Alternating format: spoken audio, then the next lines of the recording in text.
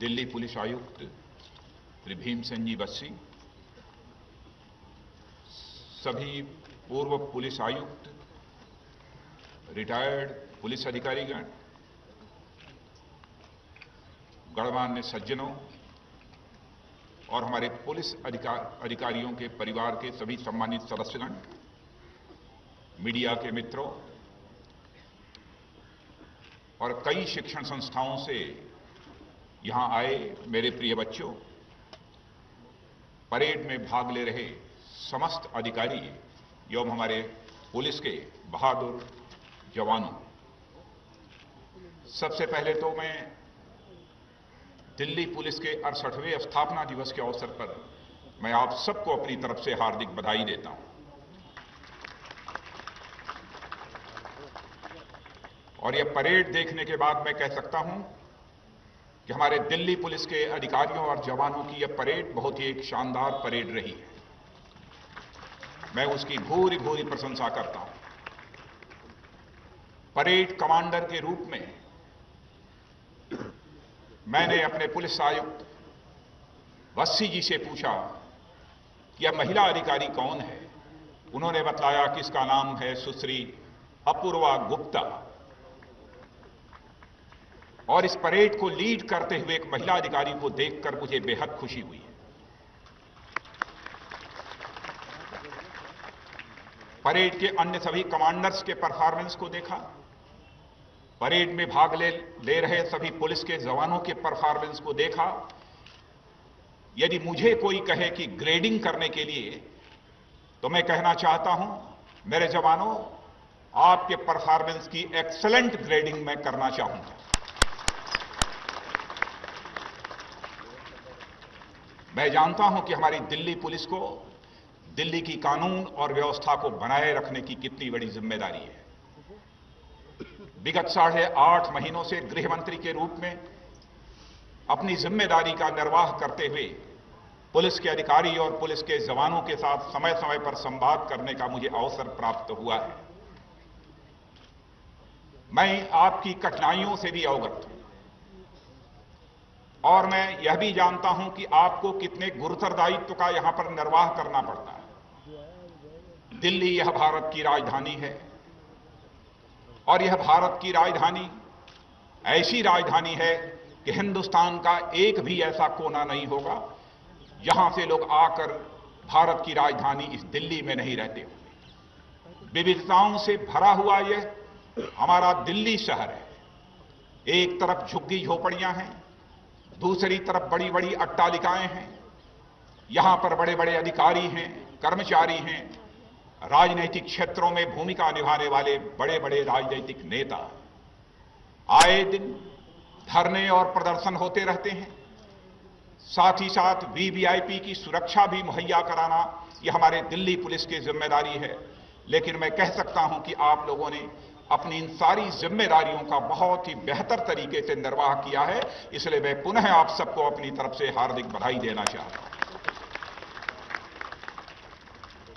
और मैं इस हकीकत से भी परिचित हूं, यश प्राप्त होने पर काम करना तो बहुत ही आसान होता है, लेकिन जिस संगठन को यश कम प्राप्त हो, अपयश अधिक प्राप्त हो, उस संगठन को काम करना और अपने मनोबल को बनाए रखना यह कितना बड़ा दुष्कर कार्य होता है।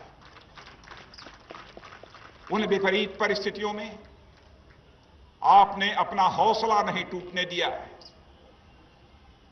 आपके जज्बे में कोई कमी नहीं आई है और बराबर आप अपनी पूरी योग्यता, क्षमता और प्रतिभा के आधार पर दिल्ली की जनता की सेवा करते रहते हैं। और आज के इस आधुनिक युग में मैं जानता हूं कि भारत की राजधानी होने के कारण इस दिल्ली में यदि कोई छोटी भी घटना घटित होती है तो वह नेशनल न्यूज बन जाती है। यदि कोई थोड़ी सी भी बड़ी घटना घटित हुई तो वह इंटरनेशनल न्यूज बन जाती है। कितना संवेदनशील है यह हमारा दिल्ली महानगर, जिसमें आपको अपने दायित्व का निर्वाह करना पड़ता है। लेकिन मैं कह सकता हूं आपका परफॉर्मेंस जहां मैंने पहले कहा था वहीं पर एक्सीलेंट है वहीं पर मैं आपको याद दिलाना चाहता हूं, जैसा मैंने कहा था, यह विविधताओं से भरा हुआ शहर दिल्ली महानगर है, तो यहां पर यदि बड़ी बड़ी अट्टालिकाओं में रहने वाले लोग भी रहते हैं तो झुग्गी झोपड़ियों में रहने वाले लोग रहते हैं। रेहड़ी पटरी लगाने वाले भी, गरीब माताओं की कोख से पैदा हुए लोग भी दिल्ली में रहते हैं। मैं आपसे यही अनुरोध करना चाहूंगा, झुग्गी झोपड़ी में रहने वाले, रेहड़ी और पटरी लगाने वाले, उनके साथ आपका ऐसा व्यवहार होना चाहिए कि बराबर उनकी दुआ ही आपको मिले। और मैं यकीन दिलाना चाहता हूं कि हमारे राजनीतिक जीवन का अनुभव है कि गरीबों की जब दुआ मिलती है तो मनुष्य के जिंदगी में वह दवा के रूप में काम करती है और मनुष्य अपने जीवन में सारी मुसीबतों का सामना कर सकता है। लेकिन कोई अपराधी है, समाज में उत्पीड़न पैदा करने वाला है, तो उसके दुआ की जरूरत नहीं है, उसकी दवा कीजिए। हिंदुस्तान की जनता आपको दुआ देगी और आपकी जिंदगी पूरी तरह से सफल हो जाएगी। कठोरता के साथ उसके साथ पेश आइए, मैं यह आप सबसे अपील करना चाहता हूं। और जहां तक काम करने का तौर तरीका है, 21वीं सदी में हम लोग चल रहे हैं। 19वीं सदी अथवा 20वीं सदी के पारंपरिक तरीकों को अपनाकर हम कानून और व्यवस्था को यहां पर चुस्त दुरुस्त बनाए नहीं रख सकते। नई नई टेक्नोलॉजीज का इजाद हुआ है, अधिकतम उस नई टेक्नोलॉजीज का हम कैसे प्रयोग करें, इसकी ओर हमें विशेष ध्यान देना चाहिए। और मैं यहां के पुलिस आयुक्त श्री भीमसेन बस्सी और उनके समस्त अधिकारियों को मैं बधाई देना चाहता हूं कि उन्होंने नई तकनीक का प्रयोग करने की दृष्टि से कई सफलतम प्रयोग किए हैं और उसमें उन्हें कामयाबी हासिल हुई है। मैं उस पुलिस क्लियरेंस सर्टिफिकेट की भी यहां पर चर्चा करना चाहूंगा। आज के कुछ वर्षों पहले पुलिस क्लियरेंस सर्टिफिकेट हासिल करने के लिए आपको दर दर की ठोकर खानी पड़ती थी, लेकिन आज दिल्ली के लोग अपने घर में बैठे ही पुलिस क्लियरेंस सर्टिफिकेट हासिल कर सकते हैं। इसके लिए भी हमारी यह पुलिस बधाई की पात्र है। महिलाओं की सुरक्षा बहुत ही एक अहम सवाल है और आप जानते हैं कि जब कहीं पर भी किसी महिला का उत्पीड़न होता है अथवा उसके इज्जत आबरू पर कोई आंख उठाकर देखने की कोशिश करता है, केवल परिवार के लोग ही विचलित नहीं होते हैं, पूरी दिल्ली विचलित होती है। और मैं कहना चाहता हूं, गृह मंत्री होने के नाते मैं भी विचलित होता हूं और हमारे प्रधानमंत्री जी भी विचलित होते हैं। लेकिन आपके प्रयास को की मैं सराहना करना चाहता हूं कि नई तकनीक का प्रयोग किया है। आज के 1.5 महीने पौने 2 महीने पहले एक नई हिम्मत एप्लीकेशन मेरे द्वारा लॉन्च कराई गई है। कोई महिला यदि कहीं पर उसके साथ कोई परेशानी यदि आती है तो तुरंत एक बटन दबाकर एंड्रॉयड 1 यह व्यवस्था जिस मोबाइल में है उसके माध्यम से इसकी सूचना दे सकती है और 5 से लेकर 7 मिनट के अंदर ही उसकी सुरक्षा के लिए पुलिस वहां पहुंच जाएगी। यह सच है कि सभी प्रकार के मोबाइलों में यह व्यवस्था अभी तक नहीं हो पाई है। यह भी सच है आईपैड में भी उसकी व्यवस्था नहीं हो पाई है। लेकिन मैंने यहां के पुलिस आयुक्त श्री भीमसेन जी बस्सी को मैंने कहा है कि जल्दी से जल्दी ऐसी व्यवस्था सुनिश्चित की जानी चाहिए, चाहे किसी भी प्रकार का मोबाइल क्यों न हो, चाहे कोई आईपैड ही क्यों न हो, यदि महिला केवल एक बटन उसका दबा दे तो तुरंत उसकी सूचना केवल पुलिस कंट्रोल रूम को ही नहीं जानी चाहिए, बल्कि यह पीसीआर वैन तक वह सूचना पहुंचनी चाहिए और अधिकतम 5 से लेकर 6 मिनट के अंदर ही वह पीसीआर वैन उस महिला की सुरक्षा के लिए वहां पर तुरंत पहुंच जाए। महिलाओं के सुरक्षा के संबंध में अखिल भारतीय स्तर पर भी हमने अपने सभी राज्यों को एक एडवाइजरी भेजी है और यह कहा है कि investigative unit on crime against women, यह लगभग हर राज्य के कम से कम 20% जिलों में पहले किस्त में इसे लागू किया जाना चाहिए, इसे स्थापित किया जाना चाहिए। अब मुझे खुशी है कि इस देश के कई राज्यों ने यह काम करना तेजी के साथ प्रारंभ किया है। दिल्ली में जब एसिड अटैक की कोई घटना होती है ह्यूमन ट्रैफिकिंग की घटना होती है तो मैं जानता हूं कि यह भी, अथवा डाउरी डेथ की यदि कोई घटना होती है, यह भी आपके लिए एक बहुत बड़ी चुनौती होती है। वैसे एसिड अटैक से पीड़ित महिलाओं के लिए भारत सरकार की तरफ से भी हमने सभी राज्य सरकारों को लिखा है और यह कहा है कि उनकी जिंदगी बर्बाद हो जाती है, कम से कम वह अपनी जिंदगी ठीक तरीके से गुजर बसर कर सके, इसलिए राज्य सरकारों के द्वारा भी उन्हें मदद दी जानी चाहिए। लेकिन यह आश्वस्त किया है मैंने कि राज्य सरकारें जो मदद देंगी सो देंगी, लेकिन हम भारत सरकार के द्वारा भी उन्हें मदद मुहैया कराएंगे, यह हमारा यह फैसला है। महिलाओं से संबंधित उत्पीड़न के लिए फास्ट ट्रैक कोर्ट हिंदुस्तान के सभी राज्यों के सभी जिलों में स्थापित होने चाहिए अथवा कमिश्नरी लेवल पर होनी चाहिए। यह भी एक एडवाइजरी मैंने सभी राज्य सरकारों को अपनी तरफ से भेजी है। आप सभी जानते हैं से एक दुर्भाग्यपूर्ण घटना 1984 में यहां पर घटित हुई थी, जो नहीं होनी चाहिए, और मैं समझता हूं कि समस्त भारत, हम भारतवासियों के मस्तक पर वह कलंक का टीका है। आज भी उस उत्पीड़न की कराह से लोग बरी नहीं हो पाए। शिकायतें बराबर मिलती रही हैं कि 1984 के जो ऐसे मुलजिम हैं, जो ऐसे अभियुक्त हैं, उनके खिलाफ जो प्रभावी कार्रवाई होनी चाहिए वो नहीं हो पाई है। तुरंत मैंने जस्टिस जीपी माथुर के नेतृत्व में एक कमेटी बनाई और मैंने कहा कि इस संबंध में क्या किया जाना चाहिए, मैं आपका सुझाव चाहूंगा। उन्होंने सुझाव दिया कुछ ऐसे मामले हैं जिनकी पुनः जांच होनी चाहिए, इसीलिए हमने तुरंत एसआईटी की भी उनके लिए घोषणा कर दी है और मैं समझता हूं कि उन्हें निश्चित रूप से इंसाफ मिलेगा।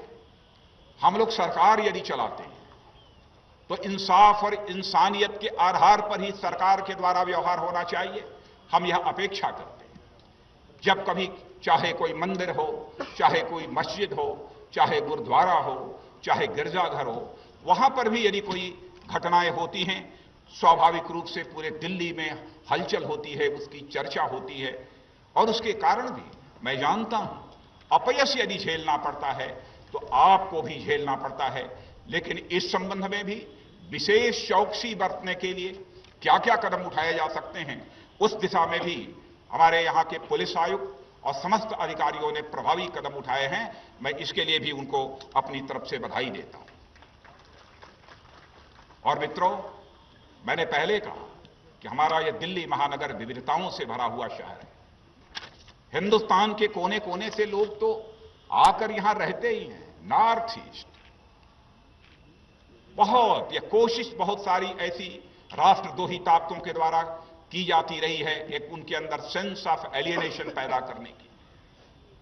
लेकिन नॉर्थ ईस्ट के रहने वाले लोग भी देशभक्त हैं, भारत के नागरिक हैं। उनके साथ भी दिल्ली में ही नहीं बल्कि देश के किसी भी कोने में भी किसी भी प्रकार का कोई भेदभाव किया जाता है तो उसके कारण भी हम सबको बेहद पीड़ा होती है। और मैं कहना चाहता हूं कि हमारे नॉर्थ ईस्ट के बहनों भाइयों के साथ यदि किसी प्रकार का कोई भेदभाव करता है तो उसके खिलाफ कठोर कार्रवाई की जानी चाहिए, उसे क्षमा नहीं किया जाना चाहिए। यह मैं आप सबसे अपील करना चाहता हूं। और साथ ही आपको मैं याद दिलाना चाहता हूं, इस राजधानी दिल्ली में एक नई सरकार का गठन हुआ है। एक राजनीतिक पार्टी को एक जनादेश प्राप्त हुआ है, नई सरकार बन गई है। मैं यह दिल्ली पुलिस से मैं अपेक्षा करता हूं कि दिल्ली में जो नई सरकार बनी है, इस नई सरकार को हमारी दिल्ली पुलिस के द्वारा भरपूर सहयोग मुहैया कराया जाना चाहिए ताकि नई सरकार यहां विकास के मार्ग को ठीक तरीके से प्रशस्त कर सके। और मैं दिल्ली सरकार को भी आश्वस्त करना चाहता हूं कि दिल्ली की कानून व्यवस्था को बनाए रखने के लिए अथवा दिल्ली सरकार के द्वारा प्रारंभ किए गए किसी विकास कार्य में कोई अवरोध किसी अराजक तत्व के द्वारा पैदा न हो, इसके लिए दिल्ली पुलिस के जिस भी प्रकार के सहयोग की आवश्यकता होगी, दिल्ली पुलिस हम अब दिल्ली सरकार को भी भरपूर सहयोग मुहैया कराएगी।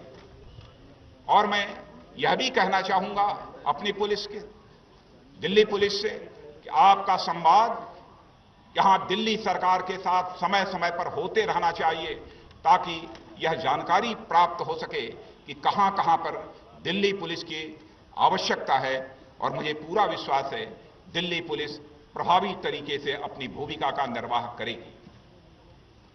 एक राज्य का मुख्यमंत्री होने के नाते मैं भी इस हकीकत को जानता हूं कि बहुत सारी कठिनाइयां समय समय पर जो पैदा होती हैं जिनमें कि पुलिस की आवश्यकता होती है। और हम इस हकीकत को भी समझते हैं कि जब तक राज्यों का विकास नहीं होगा तब तक देश का विकास नहीं हो सकता। चाहे किसी भी राजनीतिक पार्टी की सरकार किसी राज्य में क्यों न हो, यह हमारे प्रधानमंत्री जी भी बार बार कहते हैं और हमारी भी यह तहे दिल बराबर यही इच्छा रहती है कि सभी दलगत भावनाओं से ऊपर उठकर सभी राज्यों को भरपूर सहयोग मुहैया कराया जाना चाहिए ताकि कोऑपरेटिव फेडरलिज्म के आधार पर हम इस भारत को एक धनवान भारत बना सकें और एक दुनिया का एक ताकतवर देश बना सकें।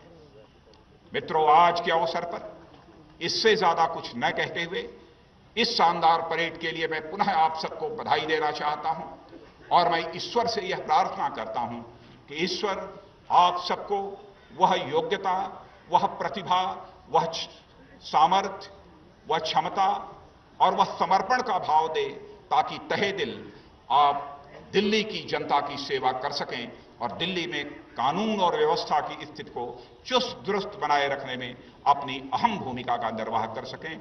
इसी निवेदन के साथ पुनः आप सबको बहुत बहुत बधाई। अभी आपके दिल्ली पुलिस आयुक्त ने बताया यहां पर 2 स्कूल्स हैं उनके पक्के भवन निर्माण के लिए। मैंने कहा जितने धन की आवश्यकता होगी देंगे। उनका आग्रह था कि कुछ घोषणा कर दी जाए जिसकी जानकारी उन्होंने दी है, तो मैं अपने डिस्क्रिशनरी फंड से 5 करोड़ रुपए के अनुदान की घोषणा करता हूं। और हरियाणा एवं उत्तर प्रदेश में दिल्ली की सीमा से लगे हुए क्षेत्र में दिल्ली पुलिस के अधिकारियों और कर्मचारियों के आवास हेतु जमीन दिलाने का भी एक प्रश्न हमारे सामने आया है। इस संबंध में मैं हरियाणा सरकार से मैं बात करूंगा और निश्चित रूप से इस संबंध में मैं कामयाबी हासिल करूंगा, मुझे पूरा विश्वास है। उपकरणों की कभी कभी खरीद फरोख्त की तत्काल आवश्यकता होती है, उसमें कभी दिल्ली पुलिस कमिश्नर के फाइनेंशियल पावर को, उनके वित्तीय अधिकार को भी बैठकर बातचीत करने के बाद मैं आवश्यक फैसला करूंगा। पुलिस मॉडर्नाइजेशन के लिए धनराशि तो मुहैया कराई जाती है, लेकिन अन्य किसी भी प्रकार के ऑपरेटर्स की आवश्यकता हो, चाहे वो सर्विलेंस ऑपरेटर्स हों अथवा किसी प्रकार के इंस्ट्रूमेंट्स की यदि आवश्यकता होगी तो उसके लिए विशेष धन भी यदि मुहैया कराए जाने की आवश्यकता होगी तो मैं आपको आश्वस्त करना चाहता हूं कि विशेष धन भी दिल्ली पुलिस को मुहैया कराया जाएगा। और यह बात मैं विशेष रूप से इसलिए कह रहा हूं कि हमारे प्रधानमंत्री जी की आकांक्षा है, उनकी यह दिली ख्वाहिश है कि हमारे पूरे हिंदुस्तान की पुलिस एक स्मार्ट पुलिस होनी चाहिए।